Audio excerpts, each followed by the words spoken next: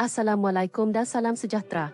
Hari ini saya ingin kongsikan 10 tips belajar secara berkesan yang mudah diamalkan, tetapi memberi kesan besar kepada cara kita memahami dan mengingati pelajaran. Pertama, guna teknik Pomodoro.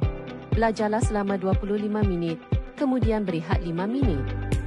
Selepas 4 sesi, ambil rehat lebih panjang.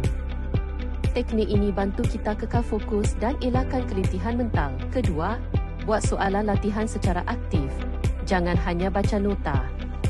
Cuba buat kuis atau latihan untuk uji sejauh mana kita faham dan kenal pasti bahagian yang kita masih lemah.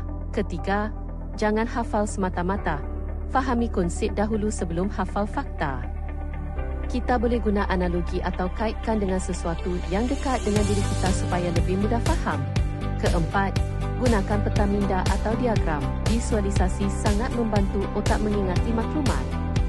Gunakan carta alir, gambar rajah atau peta minda untuk ringkaskan isi penting. Kelima, gunakan pelbagai sumber.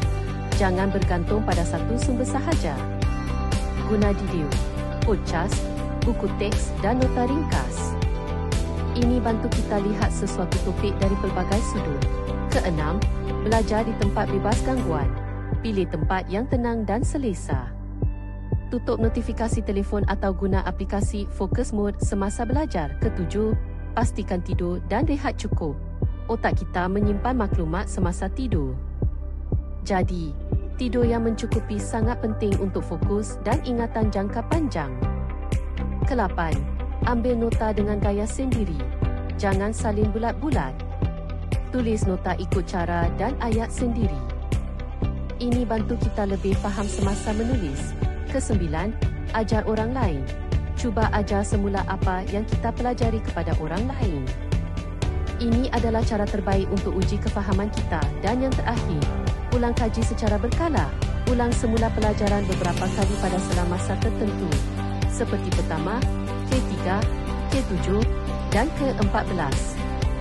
Ini bantu kuatkan ingatan untuk jangka panjang. Kesimpulannya, belajar dengan berkesan bukanlah soal belajar lebih lama, tetapi belajar dengan cara yang lebih bijak. Amalkan tips ini secara konsisten. Semoga kejayaan akan menjadi milik kita.